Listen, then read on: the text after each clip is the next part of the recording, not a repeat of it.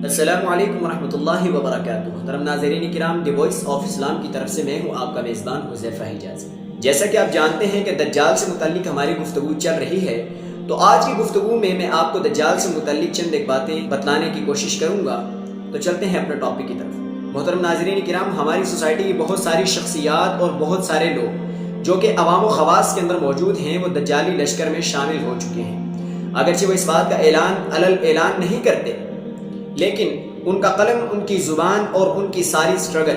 دجالی لشکر کو مضبوط کرنے میں لگی رہتی ہے۔ محترم ناظرین کرام، اس کی سب سے بڑی مثال ہماری سوسائٹی کا میڈیا ہے، جو کہ دجال کے کاموں کو مضبوط کرنے میں مکمل مدد فراہم کر رہا ہے۔ محترم ناظرین کرام، جو لوگ کھلے عام دجال کے لشکر میں شامل ہونے کے لوگوں کو دعوت دیتے ہیں، ان کا کفر ان کی زبانوں سے یوں ٹپک رہا ہوتا ہے کہ جس طرح کسی زخم سے پیپ پنپ رہی ہوتی ہے۔ اسلامی نظام کے مقابلے میں کفریہ نظام سے محبت اور کلمہ گو مسلمانوں سے زیادہ ہندوؤں اور یہودیوں سے ہمدردیاں، بھارت کے برہمن اور امریکہ کے یہود کے درد میں ہر وقت سرشار رہنا، اور اسلام پر جانے لٹانے والوں کے لیے ان کی زبانوں سے ہمیشہ زہر ہی نکلتا رہتا ہے۔ محترم ناظرین کرام، یہ طبقہ دجال کی صفوں میں شامل ہو چکا ہے، اور مسلمانوں جیسے نام انہوں نے صرف ملک پاکستان اور امت مسلمہ کے اندر شامل ہونے کے لیے رکھے ہیں۔ حالانکہ محترم ناظرین کرام، ان کی دلی خواہش ہے کہ وہ خطہ پاکستان اور امت مسلمہ کو بھی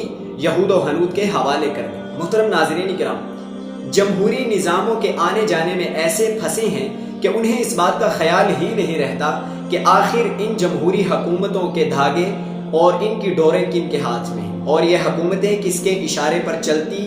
اور بنتی اور بگڑتی ہیں۔ محترم ناظرین کرام، دنیا کا عالمی میڈیا ہو یا ملکی سطح پر کوئی میڈیا ہو، الیکشن سے پہلے ہی اسی جماعت اور اس انسان کی تعریفات کرنا شروع کر دیتے ہیں جس کے بارے میں دجالی قوتیں یہ چاہتی ہیں کہ وہ شخص منظر عام پہ آ جائے۔ اور ایک طرف محترم ناظرین کرام، ہماری سادگی ملاحظہ فرمائیے، جہاں ہم پوری دنیا کو ایک گلوبل ولیج سمجھتے ہیں، اور اس کے بعد ہم یہ امید رکھتے ہیں کہ جو بھی عوامی نمائندہ سامنے آئے گا وہ عوام کا ہی سلیکٹ کیا ہوگا۔ محترم ناظرین کرام، یہ عوامی سلیکشن شدہ نمائندہ نہیں ہوتا،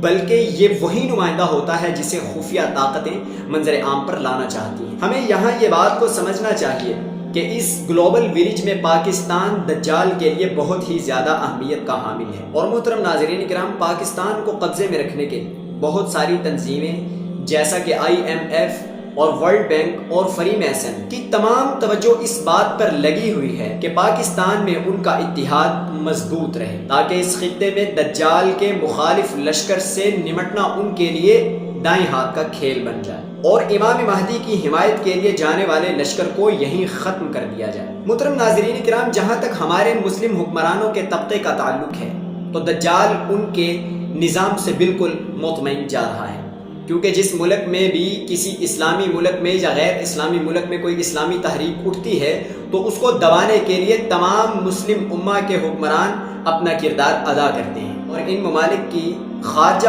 اور داخلہ پالیسیز اور معاشی اور اقتصادی پالیسیاں سب کی سب اس کی مرضی کے عین مطابق ہی چل رہی ہیں۔ جیسا کہ خصوصاً پینے کے پانی کے حوالے سے تمام ممالک دجال کی پالیسی پہ عمل پیرا ہیں، جو کہ مسلمانوں کو پانی کے ایک ایک قطرے کا محتاج بنانا چاہتا ہے۔ جیسا کہ آپ نے دیکھا ہوگا کہ بہت سارے کافر ممالک نے اپنے ملکوں کے اندر ڈیم بنا کر مسلم ممالک کے پانیوں کو روک دیا ہے۔ ایسا صرف پاکستان میں ہی نہیں، بلکہ یمن، شام، عراق اور مصر کے دریاؤں کو بھی خشک کرنے کی سازش کی جا رہی ہے۔ اور محترم ناظرین کرام، ایسے حالات میں ہمیں مسلم حکمران طبقے سے بالکل بھی توقع نہیں رکھنی چاہیے۔ محترم ناظرین کرام، انہوں نے تو IMF سے بلینز اور ٹریلینز میں قرضے اٹھا رکھے ہیں۔ آپ بھی جانتے ہیں کہ جس کا انسان نے قرضہ دینا ہوتا ہے، کبھی بھی اس کو آنکھیں نہیں دکھائی جا سکتی۔ اگر دجال کے منصوبوں کے خلاف اس امت کے اندر کوئی مزاحم ہے تو وہ صرف عوام الناس کے اندر چند ایک مخلص لوگ ہیں۔ محترم ناظرین کرام، دجال کی ایک بہت بڑی سازش ہمارے شمال مشرق میں بھی پنپ رہی ہے، اور یہ سازش یہودی اصفہانی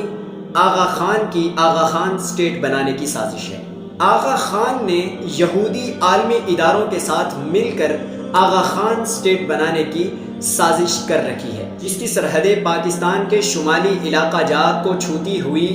نورستان، کنڑ اور افغانستان کی سرحدوں تک چلی جاتی ہیں۔ اور جیسا کہ محترم ناظرین کرام آپ جانتے ہیں کہ آغا خانیوں کے علاوہ ہمارے پاکستان میں قادیانیوں نے بھی سازش کا ایک بیڑا اٹھا رکھا ہے، اور یہاں یہ بات یاد رکھیے گا کہ ان غیر اسلامی قوتوں کو شکست دیے بغیر کبھی بھی کامیابی ممکن نظر نہیں آتی۔ آنے والے ان طوفانوں کی پیشن گوئیاں کرنے والے تو آپ کو بہت نظر آئیں گے، لیکن قرآن اور نبی صلی اللہ علیہ وآلہ وسلم کی حدیث مبارکہ سے اس کا حل ڈھونڈنے والے لوگ بہت ہی کم نظر آتے ہیں۔ یہ باتیں ان تجزیہ نگاروں کے لیے تو بہت عجیب ہو سکتی ہیں کہ جن کے علم کی بنیاد دجالی میڈیا کی رپورٹوں، خبروں اور تبصروں پر کھڑی ہے۔ اگر محترم ناظرین کرام ہم نے دجال کے خلاف پالیسی نبی صلی اللہ علیہ وآلہ وسلم کی احادیث کی روشنی میں نہ بنائی تو وہ وقت قریب ہے کہ ہم دجال کے مکر و فریب کا شکار ہو سکتے ہیں، اور ہمیں اس بات کا احساس تک نہ ہوگا۔ اور جو دانشور ظاہری حالات اور مغربی میڈیا کی رپورٹس پڑھ کر اپنی خبروں کو جاری کرتے ہیں، وہ صرف اور صرف لکیریں پیٹتے ہی رہ جائیں گے۔ اب یہاں پہ سوال یہ پیدا ہوتا ہے کہ ایسے حالات میں ہمیں کیا فیصلہ کرنا چاہیے؟ ایک مسلمان ہونے کے ناطے ہمیں یہ سوچنا ہوگا کہ آخر ہم نے دونوں میں سے کون سے لشکر کا ساتھ دینا ہے۔ ایک طرف دعوت حق ہے اور دوسری طرف دعوت باطل ہے۔ ایک طرف امریکہ دجال کی صفوں میں کھڑے ہونے کی دعوت دے رہا ہے،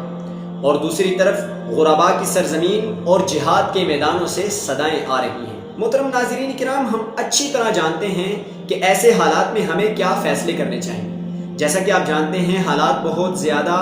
نازک مرحلے پر ہیں، تو ہمیشہ نازک حالات میں فیصلے بھی بہت زیادہ پیچیدہ ہوتے ہیں۔ جب تک ان نازک حالات میں پیچیدہ فیصلے نہ کیے جائیں گے تب تک ہم ان نازک حالات سے کبھی بھی باہر نہیں نکل سکتے۔ اور اگر ہم یہ سمجھتے ہیں کہ گھر بیٹھے بیٹھے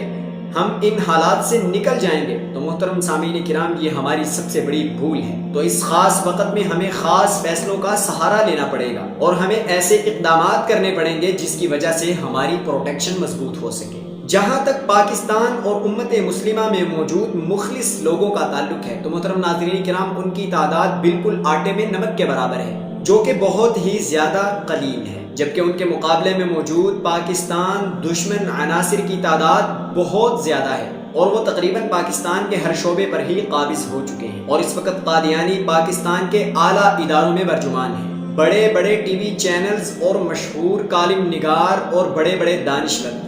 اور انسانی حقوق کی تنظیمیں، محترم ناظرین کرام انسانی حقوق کی تنظیم میں نہیں بلکہ یہود و ہنود کے حقوق کی تنظیم، کیونکہ اگر انسانی حقوق کی بات کی جائے تو پوری امت مسلمہ کو گاجر اور مولی کی طرح کاٹا جا رہا ہے، لیکن ان انسانی حقوق کی تنظیموں کی زبان ہمیشہ بند رہتی ہے۔ لیکن جب کسی ایک عیسائی پہ یا یہودی پہ ظلم ہوتا ہے یا اسے ایک خراج تک آتی ہے تو سارا میڈیا دن رات چیختا رہتا ہے۔ محترم ناظرین کرام یہ باتیں شاید غافلوں کو تخیل لگیں،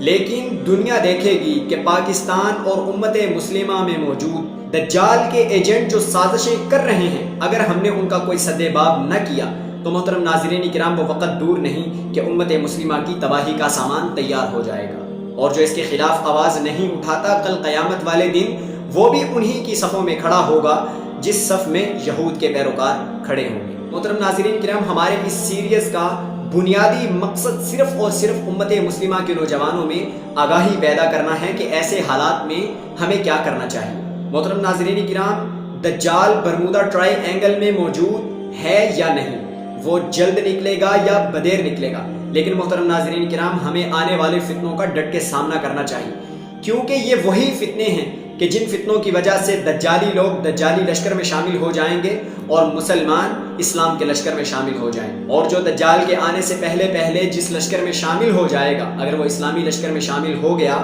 تو اسے دجال کبھی بھی نقصان نہیں پہنچا سکتا۔ محترم ناظرین کرام